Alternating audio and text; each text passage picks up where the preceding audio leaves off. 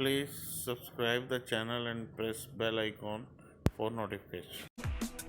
नमस्कार, कंज्यूमर अड्डा में आपका स्वागत है। तो पहले पढ़ाई या फिर कोरोना से लड़ाई, क्योंकि देश में एक बार फिर कोरोना संक्रमण का संकट सिर उठा रहा है, तो दूसरी तरफ देश के कई राज्यों में खोले गए स्कूलों पर भी सवालिया निशान लग रहा है। खासतौर पर राजधानी दिल्ली के कुछ स्कूलों में बच्चों के कोरोना पॉजिटिव होने के बाद माता पिता सड़क पर उतर आए हैं।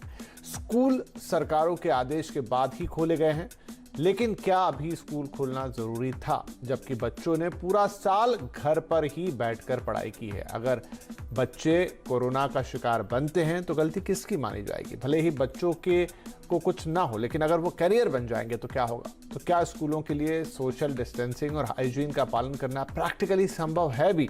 इन्हीं सब सवालों के जवाब आज हम जानने की कोशिश करेंगे। कंज्यूमर अड्डा की इस डिबेट में शामिल हो रहे हैं कालका पब्लिक स्कूल दिल्ली की प्रिंसिपल ओनिका मल्होत्रा, कुंवर ग्लोबल स्कूल लखनऊ के चेयरमैन राजेश सिंह और दिल्ली पेरेंट्स एसोसिएशन की प्रेसिडेंट अपराजिता गौतम। आप सभी का बहुत बहुत स्वागत है। तो मैं शुरुआत आपसे करता हूं ओनिका जी। आप स्कूल खोले गए हैं, सरकारों के आदेश पर खोले गए हैं, लेकिन क्या अब जबकि पूरा साल घर पे बैठ कर निकल गया, अब जबकि सेशन खत्म होने वाला है, तो 1-2 महीने के लिए या उससे भी कम वक्त के लिए स्कूल खोलना जरूरी थे इतनी बड़ी रिस्क लेकर? विपिन जी, जब डिसीजन आया कि 10th एंड 12th को आप एग्ज़ाम को देखते हुए स्कूल खोल सकते हैं, तो तब आपने नोटिस किया हुआ कोविड का कर्व बिल्कुल डाउन हो चुका था और 0 केसेस आ रहे थे। शायद इसलिए गवर्नमेंट ने ये इशारा किया कि आप खोल लें। रही बात स्कूलों की, स्कूलों ने, मैं अपनी बात कर सकती हूँ कि बैचेस में बच्चे बुलाएं, कम ग्रुप में बुलाएं, बिकॉज उनको प्रैक्टिकल बोर्ड की नॉलेज देनी बहुत इंपॉर्टेंट थी, बिकॉज प्रैक्टिकल एग्जाम्स नहीं हो रहे थे। और 5 के ग्रुप में या 10 के ग्रुप में बुला के और शॉर्ट टाइम के बुलाया गया, let's say 10 to 12 for example, और 9th को 10th वालों को 10 to 12 और सीनियर्स को 11 to 1, ये डिफरेंस टाइमिंग रख के हमने बुलाए। स्ट्रिक्ट हिदायत थी पेरेंट्स को कि वो घर से आएँ स्कूल से घर जाएँ। ये हमारा ड्यूटी थी कि जब स्कूल में आए तो हम एक जो जितने भी SOPs हैं वो फॉलो करें। अब उसके बाद पेरेंट्स की भी जिम्मेवारी इसमें बहुत बनती थी कि वो स्कूल से बच्चों को घर पहुँचाए। हो सकता है बच्चे, जैसे आपकी रिपोर्ट में पढ़ रही थी कि केसेस आ गए हैं, हो सकता है ये बाहर बच्चे फिर रुकते हैं, मिलते हैं, जैसे एक आमूमन बच्चे की क्यूरियोसिटी होती है, बच्चे को हक करना या हाई फाई देना, तो हो सकता है ये कारण हो जो ये दोबारा से दिखाई दे रहा है। छोटे बच्चों की अगर बात करें तो इस वक्त जैसे आप केसेस बढ़ रहे हैं, आई डोंट थिंक सो अभी खोलने चाहिए। राइट। और ये पूरा मामला उठता है दिल्ली से, और वैसे तो कई स्कूलों का मामला है, लेकिन जो क्वींस मैरी स्कूल है जो 30 हज़ारी में है, वहां का मामला ज्यादा तूल पकड़ गया। हम दर्शकों को बताएं, जहां पर माता पिता विरोध प्रदर्शन करने पहुंचे। अपराजिता जी हमारे साथ है। आई थिंक अपराजिता जी आप वहां पर थी, क्योंकि दिल्ली पेरेंट एसोसिएशन को रिप्रेजेंट आप करती हैं। तो अब इसमें थोड़ा आरोप प्रत्यारोप में मामला चला गया है। स्कूल कह रहा है कि हमें जो पेरेंट्स हैं उन्होंने सूचना नहीं दी कि बच्ची पॉजिटिव है, हमें तो मालूम ही नहीं था। पेरेंट्स कह रहे हैं हमने तो स्कूल को बता दिया था। अब खबर ये भी है कि सिर्फ वो बच्ची नहीं, 10-15 बच्चे और जो हैं वो पॉजिटिव हैं, लेकिन स्कूल छुपा रहा है। असल मामला है क्या? देखिए, इस बच्ची का जिसका पॉजिटिव का रिपोर्ट आया है, उसकी मदर ने इनफैक्ट एक दिन पहले का हमारे पास वो भी वीडियो आया था, जब उसकी मदर स्कूल में बात करने गई थी और उन्होंने बताया कि मेरी बच्ची ऐसे ऐसे ये सिम्टम्स नजर आ रहे हैं, और बेस्ड ऑन दो सिम्टम्स डॉक्टर ने उसको कोविड टेस्ट के लिए बोला है। ये पेरेंट ने अपनी रिस्पॉन्सिबिलिटी समझी कि वो स्कूल को please subscribe the channel and press bell icon for notification inform करे। उसमें यह भी हुआ कि वहां पे स्कूल ने साफ बोल दिया कि मैम अगर कुछ होता है हम लोग रिस्पॉन्सिबल नहीं हैं।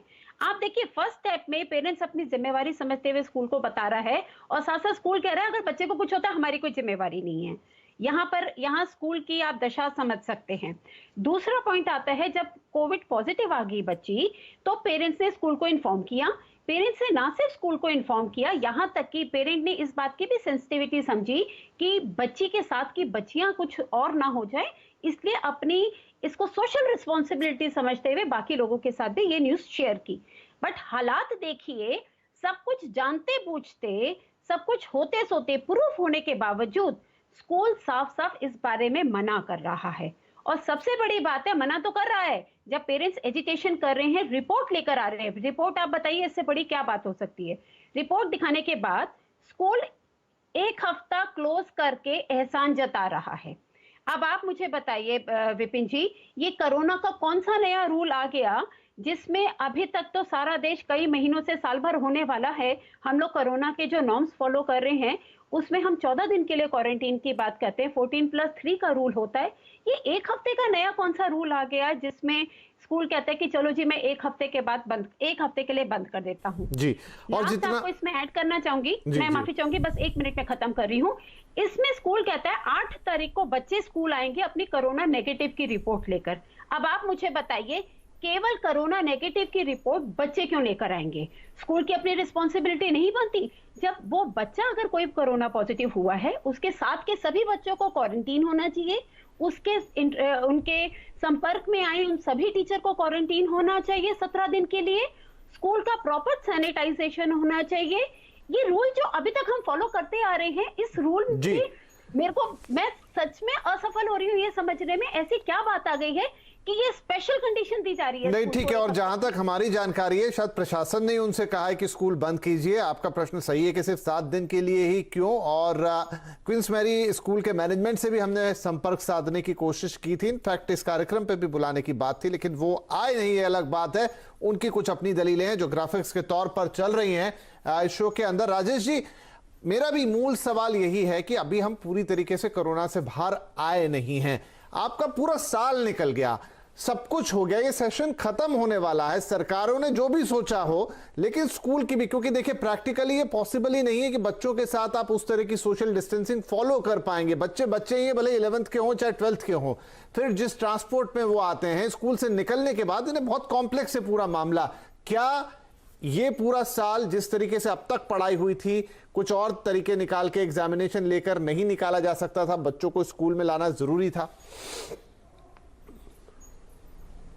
देखिए, 2 चीजें हैं। नंबर 1, सरकार भी अपने आप को, स्थिति को नॉर्मल करने के लिए, बच्चों को रेगुलर साल उनका बचाने के लिए, किसी भी हालत में बच्चों का हाई स्कूल का 12th का रिजल्ट ना खराब हो, बच्चे रेगुलराइज हो सके, इसके लिए सरकार की यह मंशा थी कि स्कूल को खोला जाए। रही बात स्कूल की, स्कूल भी अपनी रिस्पॉन्सिबिलिटी बखूबी निभा रहे हैं। यह कहना अपराजिता जी का गलत है कि स्कूल अपनी रिस्पॉन्सिबिलिटी नहीं निभा रहा है। स्कूल पूरे ऑनलाइन सेशन में, जब तक ऑनलाइन चला, टीचर्स ने अपनी जो है प्राइवेसी भंग करके ऑनलाइन क्लास किया, अपनी फैमिली लाइफ, अपना सब चीज डेकोरम को नष्ट करके ऑनलाइन सीखा और बच्चों को सिखाने पढ़ाने की कोशिश की। रही बात स्कूल खुलने की, फीस ली है ना सर, ऐसा थोड़ी है कि टीचर्स ने अपनी मर्जी बहुत बड़ा वो कर दिया, उसके लिए बाकायदा स्कूलों ने पूरी फीस ली है। जी नहीं, कोई स्कूल न तो फीस पाया है और ज्यादातर स्कूलों ने फीस कम की है। अब पहले वाली स्थिति नहीं रही, जो स्कूल भी फीस मतलब सैलरी भी दिया है और फीस भी कम लिया है, ऐसे तमाम स्कूलों को हम जानते हैं। और देखिए, खाली स्कूल को बदनाम करने से नहीं होगा।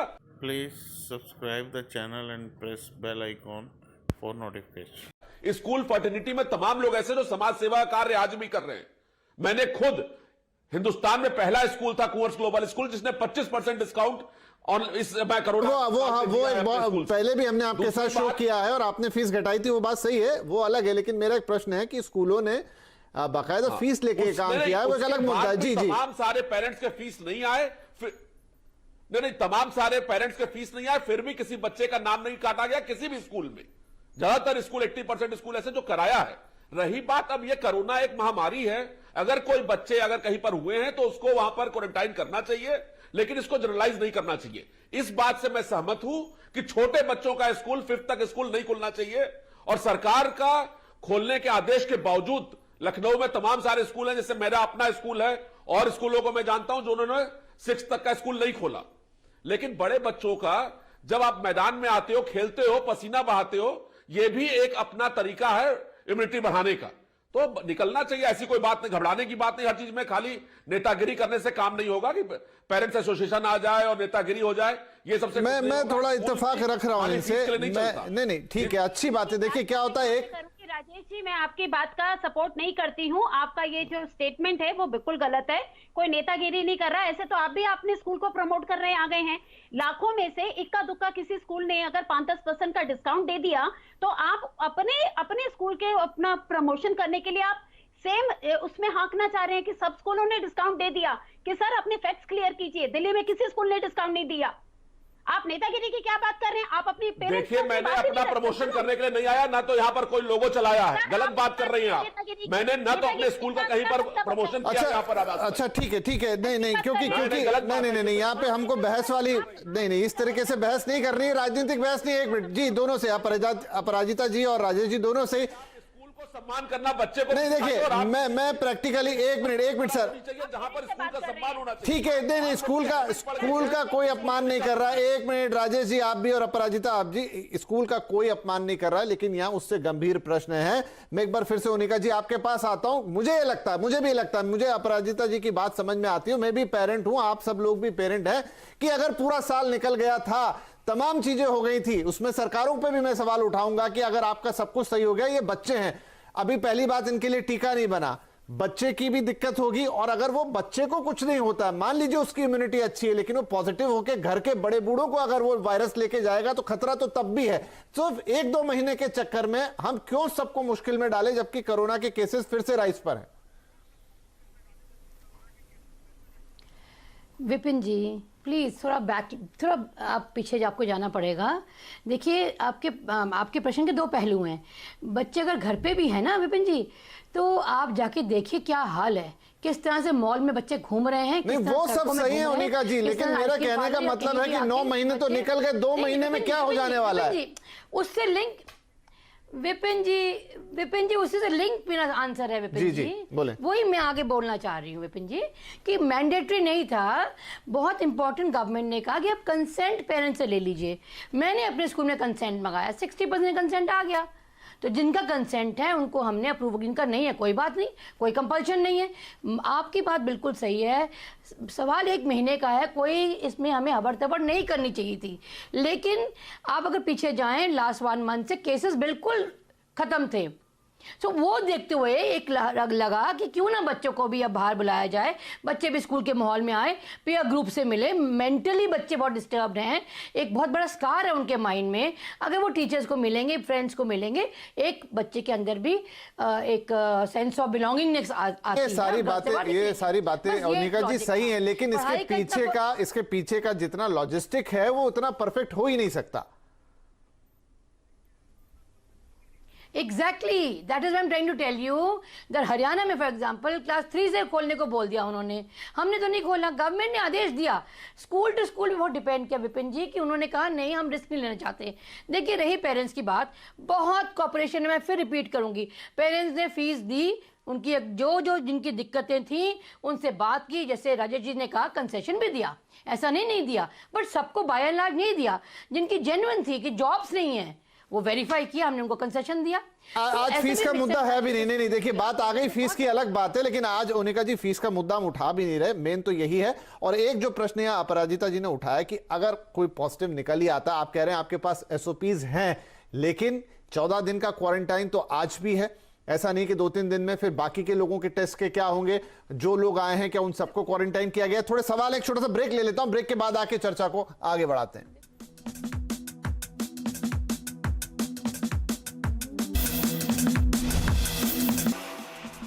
कंज्यूमर अड्डा में आज बात हो रही कि कोरोना के बीच में स्कूल खोलने का फैसला तो लिया गया, लेकिन क्या इस वक्त स्कूल खोलना जरूरी थे, जबकि सेशन खत्म होने वाला है और बच्चों को दोबारा रिस्क में डाला जाए? अपने अपने तर्क स्कूलों के और पेरेंट्स के चर्चा को आगे बढ़ाते हैं। तो राजेश जी मुझे बताइए कि क्या, क्योंकि अलग अलग राज्य सरकारों में, और आप लखनऊ में हैं तो उत्तर प्रदेश सरकार से क्या कोई SOP आपके पास है, कोई प्रोटोकॉल आपके पास है कि मान लीजिए बच्चे पॉजिटिव हो जाते हैं तो फिर वहां से आगे आप क्या फॉलो करेंगे, कितने दिन क्वारंटाइन कराएंगे, किस किस की जांच कराएंगे, सैनिटाइजेशन का क्या होगा?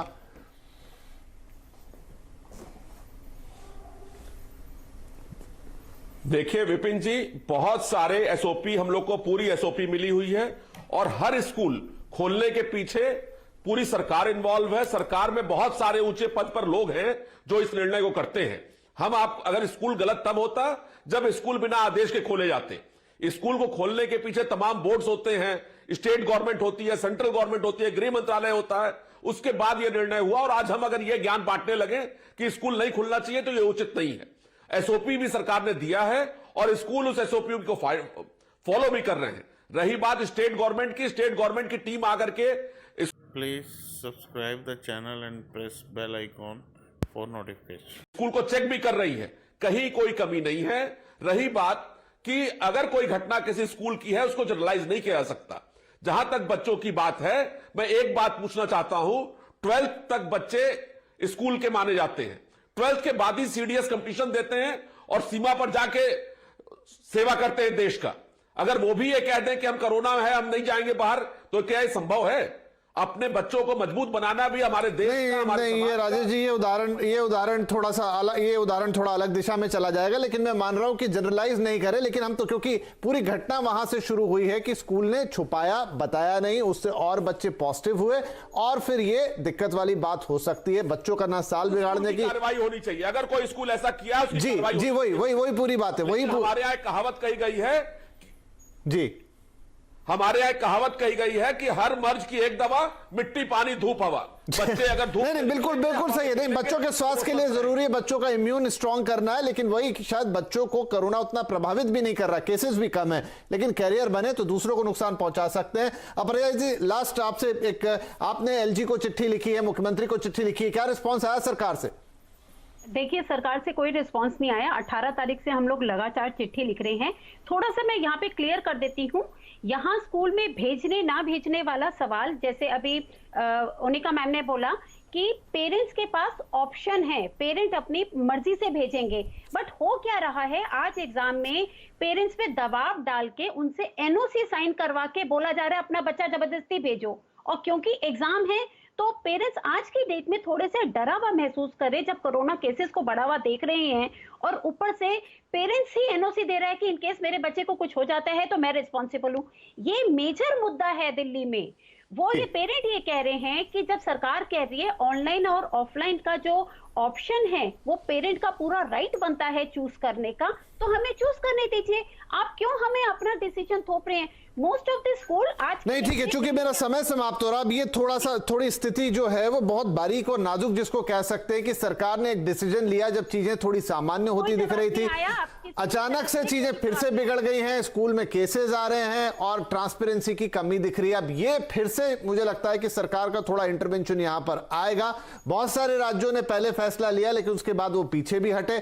जिन राज्यों में फिर से दिक्कत हो रही है उन्हें दोबारा इस पर विचार करना चाहिए, क्योंकि बच्चों का स्वास्थ्य जरूरी है, बच्चों से जुड़े दूसरों का स्वास्थ्य। और ये बीमारी थोड़ी घनचक्री वाली है, क्योंकि यहां पर हो सकता है कि जो इन्फेक्ट हुआ उसे कुछ ना हो, लेकिन अगर किसी कमजोर व्यक्ति तक वो वायरस पहुंचाता है तो दिक्कतें अभी भी उतनी है, भले ही हम वैक्सीनेशन के दौर पे। फिलहाल आप सभी का इस कार्यक्रम में शामिल होने के लिए बहुत शुक्रिया। नमस्कार।